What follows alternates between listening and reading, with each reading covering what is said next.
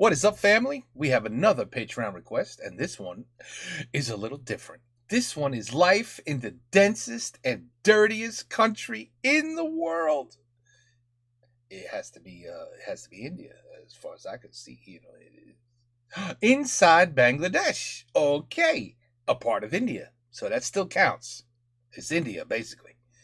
Bangladesh is the densest and dirtiest country. Well, if we go on by street food and how they serve you, yep, it's one of the dirtiest. That's for sure. It's just unbelievable. These people have the. Let me tell you something. When COVID came, the Indians were like, "COVID? What is this? What does this COVID thing do? It gets you sick from germs and." Bro, do you see what we eat on streets? COVID's like dessert after we eat. It's nothing. No problem. So, I mean, look, I haven't even hit play yet. I can't shut up because, where's the intersection? Where are the traffic lights? Where are the lines in the road so people know it's a road? Where are the sidewalks so that people can walk without cars running them over? I see lots of problems, and I haven't even hit play.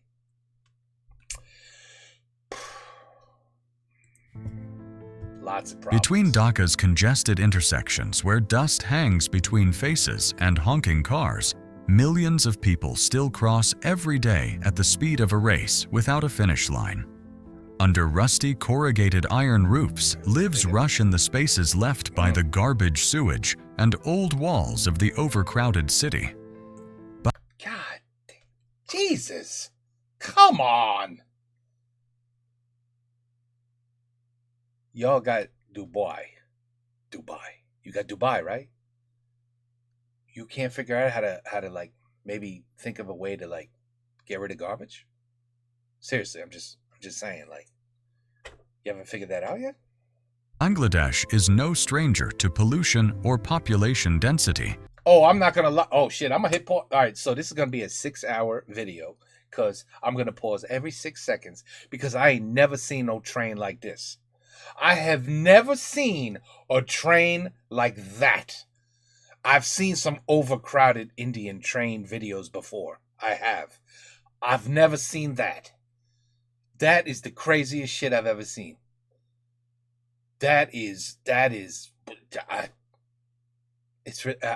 I don't know. I don't even know what to say. This is one hell of a very interesting country. I don't know what to say. But what few people see is how a society operates amid such suffocation where inconvenience has become routine. Jesus and here, Christ. crises are daily. Oh my God. Number 1. Density migration and urbanization. Bangladesh covers less than 150,000 square kilometers. This makes it the most densely populated country on the planet, with an average of more than 1,300 people per. Can I just say something? Could y'all stop having babies? Just like wait like 10 years until this slows down a little bit, and then continue having babies. Why would you want your baby to live like this anyway? Baby's gonna grow up, and that's where it's gonna go. Why would you want that? That's insane. Square kilometer. But the averages don't reflect the real pressures. The capital, Dhaka, is now several times more crowded than the average, with inner-city areas such as Mirpur Kamrangarchar and Mohammadpur recording densities exceeding 150,000 people per square kilometer, the equivalent of more than 20 people living in a space the size of a tennis court. The pace of urbanization here is not only rapid, but also chaotic. Every day, some 2,000 people from rural areas move into Dhaka. Why are people moving here? In search of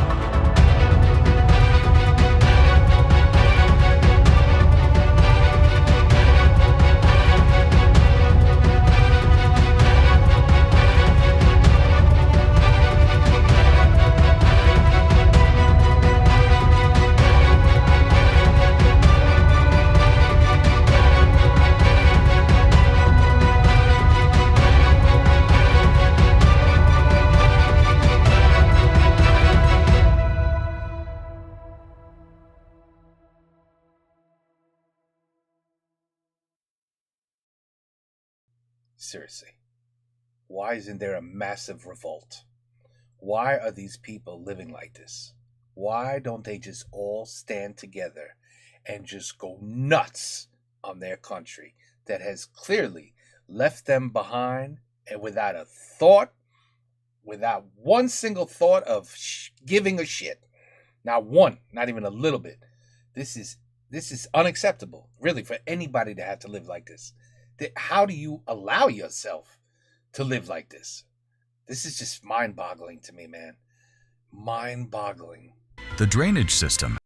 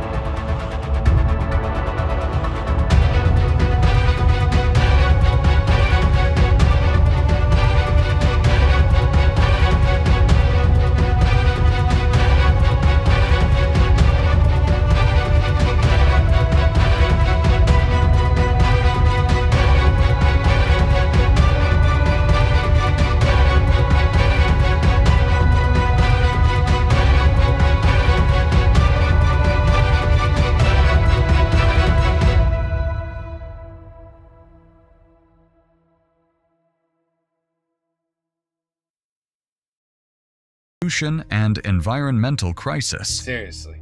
In Dhaka, the first thing a newcomer notices is not the scenery, but the air. A fine layer of dust covers most of the roads, clinging to people's faces, food, and even sunlight. I don't think even cancer could survive all this shit. Even cancer would die. They'd be like, I have no shot of living. I can't even get cancer on a person because I'm just going to die the second I'm on that person because of just the environment that they've been brought up in, you know? Like, even cancer's like, I don't have a shot at living in this environment. The average air quality index, AQI here, regularly exceeds 200, with many days reaching hazardous levels, the level at which health experts warn against breathing outdoors for extended periods of time. Air pollution comes from three main sources: old vehicles as unregulated brick kilns, and industries scattered around the city. More than 200 factories operate around Dhaka, burning coal diesel and cheap chemicals, pumping untreated smoke into the atmosphere. Areas like Hazaribagh, once considered black spots, now extend to neighboring districts like Tejgaon and Gulshan, which were once relatively clean commercial hubs. In such conditions, every breath carries PM 2.5 ultrafine particles, which the World Health Organization has identified as a carcinogen and a cause of many chronic respiratory diseases. Since 2023, the number of asthma, bronchitis, and lung cancer cases in Dhaka's public hospitals has increased by more than 20%. Lung cancer? So wait a minute, we found lung cancer? I know. I was just messing around with the cancer thing, but seriously, like, I, I, I, I I'm speechless. Especially among children and outdoor I'm workers. speechless. Air pollution is only part of the picture. I'm just speechless. Bangladesh's rivers are also carrying a deadly toll. Hi. The Buriganga River, once the commercial lifeline of the capital, is now a thick, black, frothy river. In many samples, dissolved oxygen levels were near zero, meaning no aquatic life could survive. The main culprit is untreated industrial effluent from tanneries, textile dyeing plants, and processing plants. The textile industry alone, which accounts for nearly 85% of the country's exports, sumps millions of liters of wastewater containing dyes, acids, and heavy metals into the waterways around Dhaka and Ghazipur every day. Despite government mandates for the construction of centralized wastewater treatment plants, most factories either avoid... Is that just... what? Is that pollution or is it just rocks? Is that just concrete? Oh, I give up. ...the task I give or up. discharge their waste outside normal business hours. I give up. 12 wastewater treatment plants promised for 2023-2025 have yet to be operational, partly due to a lack of funding and partly due to a lack of effective monitoring mechanisms. The waste situation is also dire. Dhaka produces You about think? 3,500 tons of garbage every day, but only half is collected and sent to landfills. The rest is dumped on the streets in canals or set on fire in the open. Open burning of garbage, common in poor neighborhoods, contributes to the increase in carbon dioxide and dioxins in the air. Industrial waste, especially from textile factories, is more complicated. Rags of fabric packaging chemicals and dyes are all toxic, but much of it is not sorted. In slums like Korail or Kamrangarchar, drinking water is often contaminated with arsenic or diarrhea-causing bacteria due to the lack of clean water and wastewater treatment systems. Residents share open water tanks, makeshift pipes, and unsterilized public toilets. Every rainy season, sewage overflows onto the streets and into homes, causing outbreaks of skin diseases, cholera, and dengue fever. This situation led to more than 1,000 deaths during the summer of 2023, mostly among young children. The Bangladesh government has announced a clean air and sustainable environment case plan to improve air quality, promote the use of compressed natural gas, CNG, and control emission standards. However, these policies have not produced real results, largely due to lack of monitoring and corruption in implementation. An internal report by the Ministry of Environment in early 2025 showed that only 17% of factories in the outskirts of Dhaka had completed full environmental reporting as required. Oh, there's that wonderful food. Institutions like the World Bank and the IFC have invested heavily in green transformation, especially in the textile industry, which is considered a pollution hotspot. Some factories have begun to make changes, recycling water-saving energy, switching to cleaner technology. But the improvements remain experimental. The rest of the system continues to operate on old inertia, and as a result, pollution continues to spread. In poor neighborhoods where people live near factories, landfills, and drainage canals, environmental education programs are virtually non-existent. It's crazy. Garbage is not sorted. Few people know what they are exposed to on a daily basis, Oh, hell. only that they should That's for avoid sure. windy times because the smell from the factories permeates every alley. People here no longer try to avoid pollution, they try to get through it with the least impact. The routes they take, the times they go out, even when they open their doors, all are adjusted according to the levels of dust, smoke, and smell. These calculations are repeated every day, no longer a personal reflex, but part of the way the whole community lives. Number 3. Textiles, GDP, and the price to pay. Bangladesh is now the world's second largest exporter of textiles and garments after And China. Oh, after China, I was gonna say. Yeah, but still, like, it doesn't matter. There's too many of them. I was gonna say, there's got to be ways they can make money or something. But guys, I don't even know what to say. This is craziest shit I've ever seen in my life. I've never seen such despair. Over the past 2 decades, the industry has become an economic mainstay, contributing about 84% of the country's exports, or nearly $45 billion by 2024. Y'all need to export your garbage. About 4 million workers, mostly women from rural areas, work in more than 4,000 textile factories spread across industrial zones in Dhaka, Ghazipur, Narayanganj, and Chattogram. But it is precisely that achievement that most clearly reveals Bangladesh's development, paradox, and industry that helps. Wait, what the hell? I mean, yeah, they're searching for garbage. What a way to live. You know what the craziest thing is? A lot of them are smiling. But I'm trying... Oh, you can't see it. There's a city back here. Yeah, there's a literal city back here. You couldn't see it because of all the fog, but... look, that's how much fog there is. That most clearly reveals... That's what I wanted to see. What is all this? What is... It's almost like a... or is this the same... No, that's still Bangladesh. Bangladesh's development, paradox, and industry that helps lift the economy, but at the same time puts serious pressure on the environment and human resources. Every day, textile dyeing and laundry factories discharge millions of liters of water containing bleach dyes, sulfuric acid, and heavy metals such as lead, cadmium, and mercury. Most of the wastewater is untreated before being discharged directly into rivers such as Turag Dhaleshwari and Buriganga. As a result, the aquatic ecosystem in these areas has been virtually wiped out. Yeah, nearby agricultural land has been contaminated, and communities living around the rivers are exposed to polluted water from their daily wells. In addition, the textile industry generates a huge amount of solid waste fabric scraps, dyed packaging, and chemical powders in bags, much of which is unsorted and often burned outdoors or dumped in uncontrolled landfills. The manufacturing process also emits greenhouse gases, chemical dust, and solvent vapors, especially in small factories located deep in residential areas where there are no exhaust systems or mandatory safety procedures. That's the environmental cost. In human terms, the costs are even higher. Of the millions of workers, nearly 70% are women between the ages of 18 and 35, many of whom... What was wrong with him? Oh, man.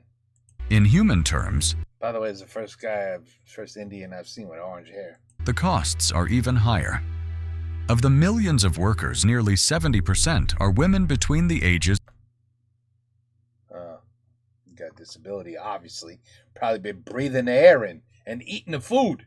...of 18 and 35, many of whom have never completed secondary school. Oh my goodness. They work repetitive assembly lines, working 10 to 14 hours a day, 6 days a week in conditions without air conditioning, no windows, and often with only 30-minute breaks. And dude, I would seriously, the world really should come together and take care of, just fix this disaster. Seriously, the world should come together and fix this disaster. It shouldn't be allowed. People should not be allowed to live like that. You might as well just be in prison. Do you know if these people were taken out of this country and thrown into a United States prison for the rest of their lives, they would have an easier life in our prison? They would. This is sickening. NGO reports indicate fainting work-related accidents and even deaths still occur in small factories where there is... Look at them smiling. I love these people. They smile still. ...little or no regular inspection. Look at the smile. Look at the shit behind them. They're living in absolute trash. And my man is smiling. And I bet you these people on this ride are like having the time of their life. I tell you, it takes a special kind of person to really endure a world like this. The 2013 collapse of the Rana Plaza building which killed more than 100 workers, was a global wake-up call. More than a decade later, many large factories have improved working conditions. But much of the supply chain still relies on small-scale subcontractors where compliance is virtually non-existent. A large proportion of Bangladesh's output is sourced from fast fashion brands in Europe and North America. To keep costs low, brands often pressure factories on prices and schedules, forcing them to cut costs on safety waste disposal and wages. Of course, the billionaires want they don't give a shit about these people. They just want their product to be kicking out as fast as possible by the cheapest labor so they could charge the most and make the most profit. We really do live in a shitty world. Some companies claim to be pursuing sustainable manufacturing, but supply chain verification is limited. Green labels often apply only to Tier 1 factories, while the real impact occurs deeper down the chain, where it is largely invisible on the business map. The Bangladesh government is aware of the strategic role of the textile industry and is trying to balance economic interests with the need for sustainable development. Some new industrial zones, such as Paluka or Adamji, have adopted higher environmental standards with centralized wastewater treatment plants. Oh shit, this is what I'm talking about. Don't eat that food. Don't touch that shit. If you visit, stay away. My man is putting Hershey's chocolate on... and emission controls. However, the majority of small businesses remain beyond the reach of monitoring mechanisms, mainly due to a lack of inspectors and insufficient penalties. International financial institutions such as the IFC and the World Bank have funded programs such as the Partnership for Cleaner Textile PAC-T, providing technical assistance and loans to factories to improve water circulation systems and reduce energy consumption. Some leading enterprises have applied waterless dyeing technology, fiber recycling, and waste-to-energy generation, but overall, they still account for a very small proportion. From a social perspective, the textile industry also raises questions about the sustainability of growth dependent on cheap labor. With automation increasing in developed countries, the traditional model of manual production like that in Bangladesh may no longer be advantageous in the long term. Meanwhile, the quality of vocational training and skill transfer among the working class remains very limited. I wonder what it smells like for these people to just walk by this, live in this every day. What does the smell? What is this? I don't want to know. You may see the Made in Bangladesh label on... Oh, there's my answer. He was like this. Smell like shit, D. It smells like shit. There's my answer. Many global products. I got you. But behind every shirt or pair of pants is a chain of operations where most workers are at the bottom. Here, growth does not create opportunity by itself. It requires reorganization to serve more, not exploit more. Oh my goodness. Number 4. The government is corrupt? No. Corruption and the government system. No. While Bangladesh has consistently achieved a GDP growth rate of 6% to 7% per year, its urban administrative apparatus still operates in a fragmented and disorganized structure. Guys, I just want to say something. I think when you're storing fish and basically any dairy product, I'm pretty sure it should be on ice, kept very, very cold. I'm almost certain of it. I'm pretty sure that's how it works. Not have 8,000 flies and shit just like eating away and at room temperature fish, and oh my God. Rapid urbanization. Oh, what the girl, ain't nobody going. Who would buy that? In cities such as Dhaka, Chattogram, Khulna has left local governments in a state of constant reaction to events reacting rather than planning. Bangladesh currently has no single Ministry of Urban Affairs. The responsibilities of planning infrastructure, water, housing, and transport are divided among a number of agencies, from the Ministry of Urban Development, the Ministry of Environment, the Ministry of Agriculture, and the Ministry of Tourism. These agencies are responsible for planning infrastructure, water, housing, and transport, but overall, they still account for a very small proportion. From a social perspective, the textile industry is aware of the strategic role of the textile industry and is trying to balance economic interests with the need for sustainable development. the Ministry of Industry to municipal agencies.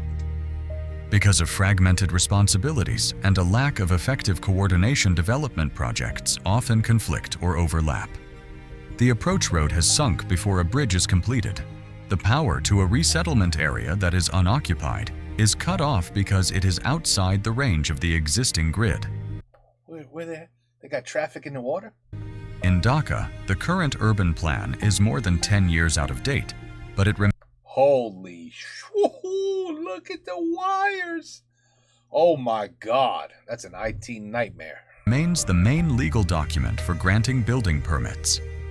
As a result, the city is developing. I've seen this shit. I've seen this. This I was told this is totally fake. It was just, this was done for the purpose of being funny and showing how dirty Indian food is, but this was I found to be bullshit. On a patch the leaks model. Wherever there is space, high-rises are built regardless of whether the drainage or electricity systems are adequate. New residential areas are next to landfills. Schools are surrounded by machinery factories. Digging deeper into the system, corruption is a core bottleneck. Transparency International's 2024 report found that 70.9% of households in Bangladesh Yo, that's some skill. What the hell?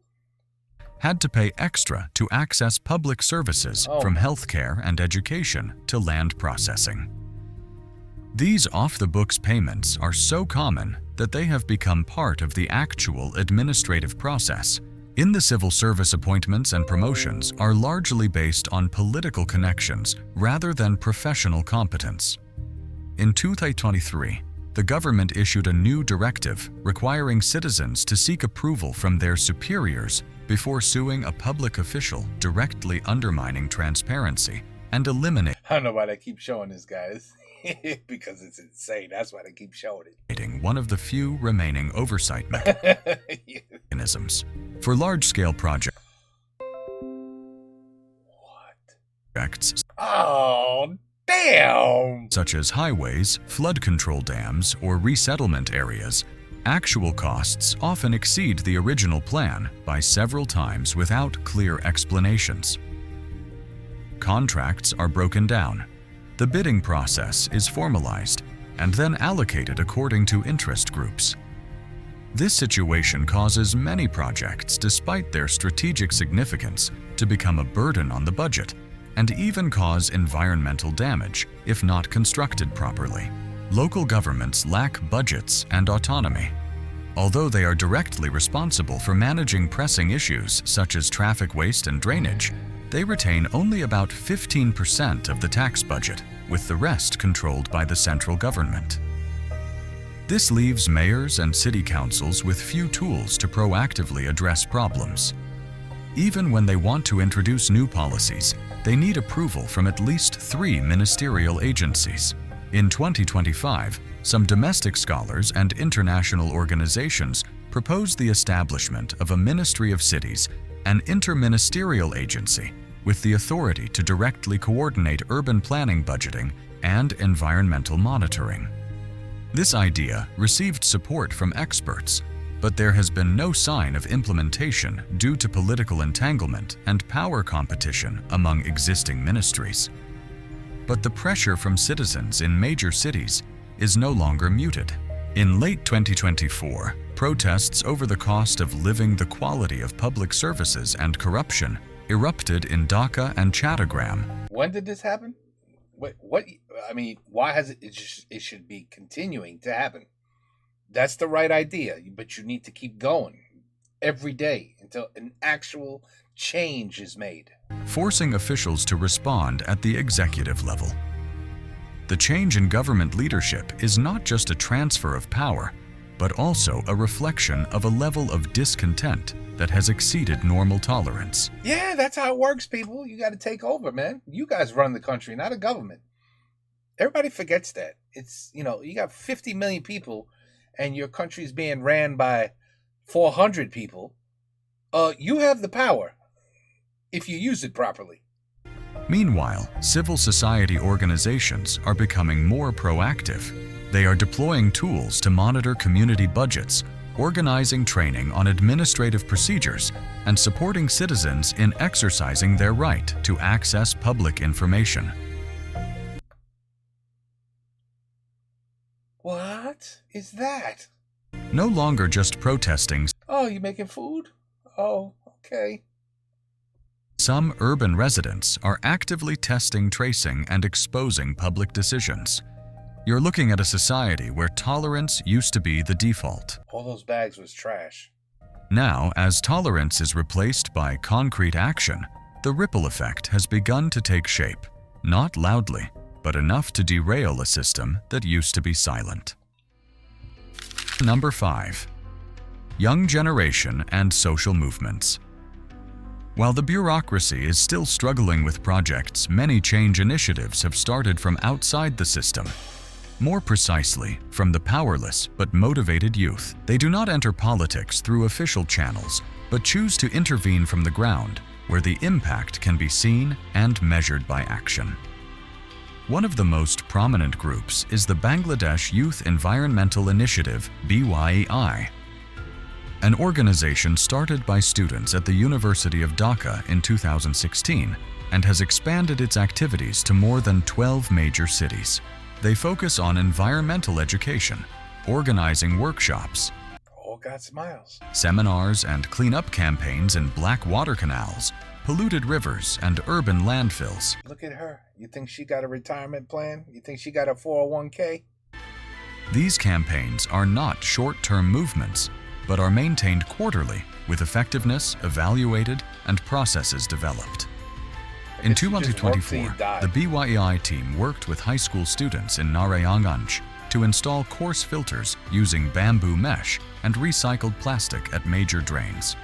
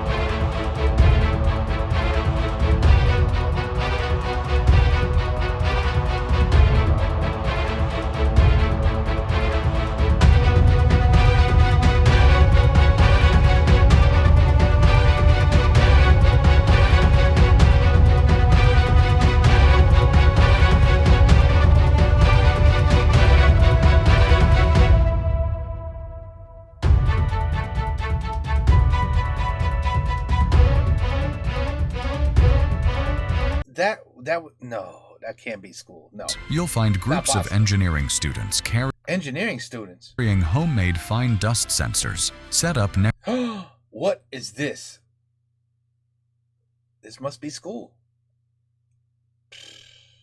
Wow.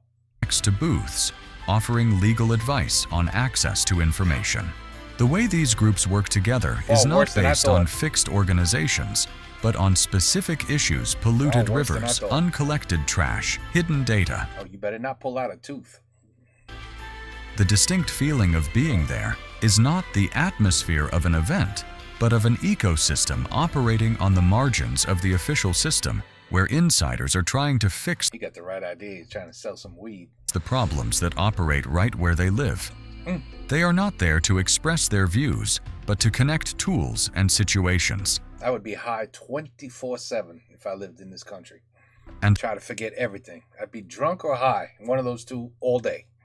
Trying to just forget what my life is like. that connection is not something that someone invited them to create, but something they themselves actively build from reality. Crazy. Number 6. Sustainable future. Yeah, I'd like to see how that's going to happen. Reform and a sustainable future. With many cities under pressure from population pollution and inequality, the Bangladeshi government has been forced to rethink its development direction. Reform programs began to be mentioned more frequently from late 2023, when the socio-political crisis led to large-scale protests creating pressure for change in the leadership. The first focus is the environment. The Bangladesh Delta Plan. 2100 was launched with the hope of creating a long-term development framework to cope with climate change, especially sea level rise, urban flooding, and agricultural land erosion. The plan is not only about disaster prevention, but also explicitly mentions urban spatial restructuring, improving drainage capacity, replanning of peri-urban areas, and controlling groundwater exploitation. But the Delta Plan is only part of a larger picture. In the industrial sector, especially textiles, the government has begun requiring new factories to meet emission standards and have wastewater treatment systems before they can be licensed. Repeat violators will not have their licenses renewed. While the regulations are fraught with loopholes, they are a first step toward resetting the rules of the game. I've seen a video like that. I've seen a video like that. People, I'm not even joking. You see this is where people live, and this is where the train tracks are. I've seen this. It's insane. Regulations are fraught with loopholes. They are a first. It's like a trading market area as well on the train tracks. Step toward resetting the rules of the game after years of laxity. A notable new feature is the emergence of green financing mechanisms. From 2024, Bangladesh will start applying an emission tax on old vehicles and tax incentives for businesses investing in solar energy and recycling textile materials. Palooka Industrial Zone has piloted a recirculating water treatment system, reusing up to 80% of the water used in industrial dyeing and washing. This model is being replicated in 2 other industrial zones in Chattogram and Narayanganj. Institutional reforms are also underway. I see it when I believe it when I see it. A proposal to establish a Ministry of Cities is currently They're playing Parcheesi. being considered by Parliament, with the aim of unifying all functions related to urban planning, infrastructure development, and public service oversight. If approved, it would be the first time Bangladesh has a single urban agency rather than the current fragmentation among ministries. Another factor that has helped to strengthen the reform momentum is the commitment of international financial resources with conditions attached. The IMF's $1.3 billion support package for 2025 requires Bangladesh to improve public financial transparency report on environmental progress and expand citizens' access to information. In addition, the World Bank has launched a smart city program in 2 major cities to upgrade urban databases, digitize construction. Look at that face. Look at these kids. Look how cute that girl is. And how somehow, some way, that smile is just blowing my mind. Like I said, the whole world really needs to get together and just. I don't see a fix. I don't see any of this stuff working. The only thing I see working is literally flattening sections at a time of this city. Start with, like, I don't even know, a 5-mile square radius, just flatten it. Begin a sewer system, and just start all over from the bottom up, with an insane plan in place where in maybe 30 years, 50 years, you can have people living like human beings. I don't see. To me, it's too damaged to just be like, oh well, we're gonna give you some tax incentives if you get rid of your old car. Are you kidding me? That's not gonna fix this disaster. But this girl right here, look how cute she is. Look at her with her cat. Look how happy she apparently looks. And this just blows my mind. This is the saddest thing to me. It's incredible. That's humanity, people. You got to take care of them.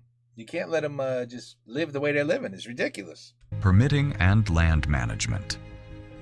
The reforms have yet to produce tangible results, but a different movement has begun to spread across the city. And that's probably one family. Budget information boards are erected at public buildings, bidding processes are made public, and dialogue between government and the community is no longer a formality.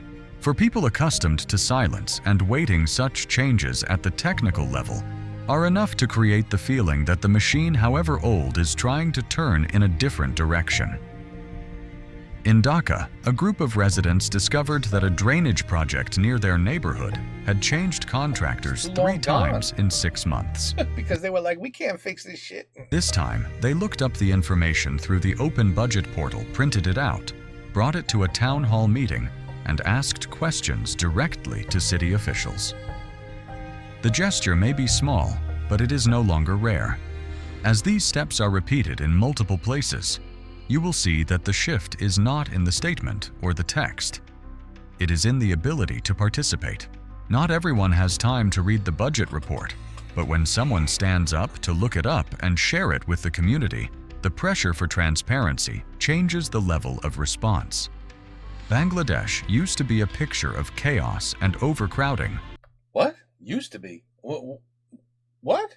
From cramped homes to black rivers, from dusty factories to dead-end roads. What are we but looking now, at those very choke points,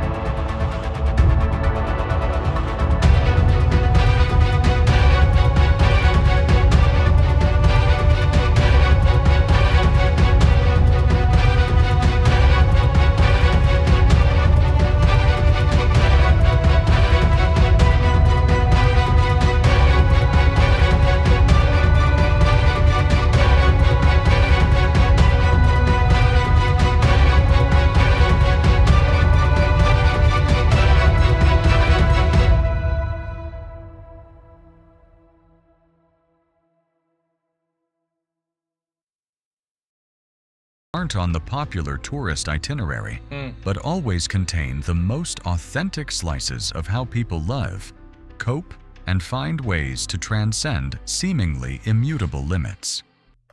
Look at that. Surviving the most dangerous prison in Southeast Asia. That could be interesting. Anyway, wow, look at that. Just everything black, everything fog, everything just shot to hell. Oh my goodness. What's wrong here? That's supposed to be Hawaii? What happened to her? They go, what are those, prostitutes in Hawaii? Oh, this world we live in, folks. This world we live in. I mean, this says it all, folks. This says it all, and I'm sorry. I think it's unfixable, in my opinion.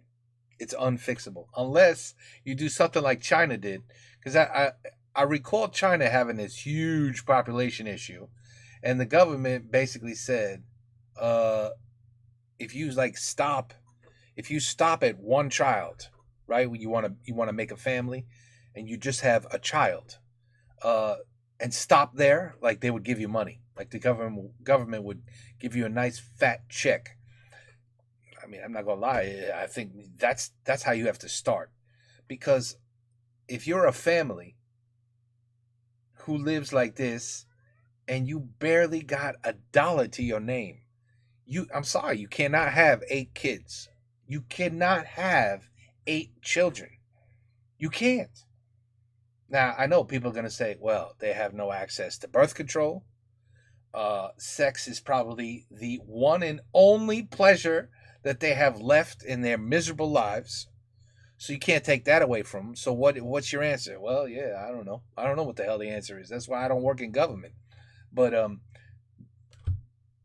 I don't know. I don't see a way out of this. I just don't see a way out of this. I don't see how you can fix this unless, like I said, you just flatten areas, one area at a time, and then you gotta move people.